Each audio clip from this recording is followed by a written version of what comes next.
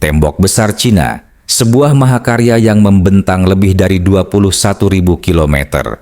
Dibangun selama lebih dari 2.000 tahun, tembok ini menjadi saksi bisu perjuangan dan pengorbanan jutaan pekerja. Tapi, bagaimana tembok raksasa ini dibangun?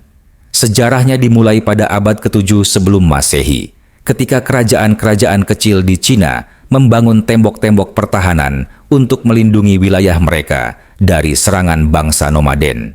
Hingga akhirnya, Kaisar Qin Shi Huang dari dinasti Qin menyatukan Cina dan menghubungkan tembok-tembok ini menjadi satu benteng raksasa. Pembangunan tembok ini bukanlah tugas yang mudah. Jutaan pekerja, termasuk tentara, petani, dan narapidana, bekerja dalam kondisi ekstrem. Banyak dari mereka kehilangan nyawa, sehingga tembok ini sering disebut sebagai kuburan terpanjang di dunia. Bahan yang digunakan untuk membangun tembok bervariasi, tergantung pada kondisi geografisnya.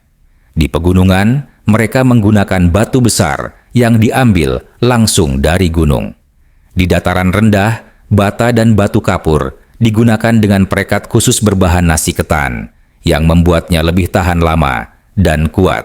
Sementara itu, di wilayah gurun, tembok dibangun dengan teknik rammed earth, di mana tanah dan pasir dipadatkan hingga menjadi struktur sekeras beton. Teknik konstruksinya sederhana, namun efektif. Fondasi digali hingga menemukan tanah keras, lalu batu-batu besar ditumpuk sebagai dasar. Dinding bagian dalam diperkuat dengan tanah dan kayu, sementara lapisan luar menggunakan batu bata atau batu besar untuk memperkuat struktur. Selain dinding utama, tembok besar juga dilengkapi dengan menara pengawas yang dibangun setiap 500 meter.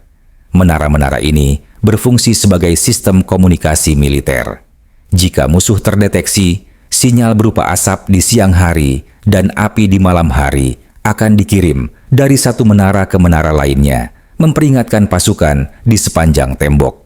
Namun, meskipun tembok ini dirancang sebagai pertahanan utama, ia tidak selalu mampu menghentikan invasi. Pada abad ke-13, pasukan Mongol di bawah kepemimpinan Genghis Khan berhasil menembus pertahanan Cina. Hal ini mendorong dinasti Ming pada abad ke-14 untuk memperkuat tembok dengan bahan yang lebih kokoh, meningkatkan ketinggian dan ketebalannya, serta membangun lebih banyak benteng dan pos pertahanan.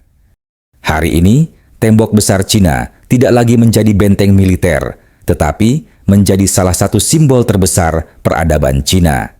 Pada tahun 1987, UNESCO menetapkannya sebagai situs warisan dunia.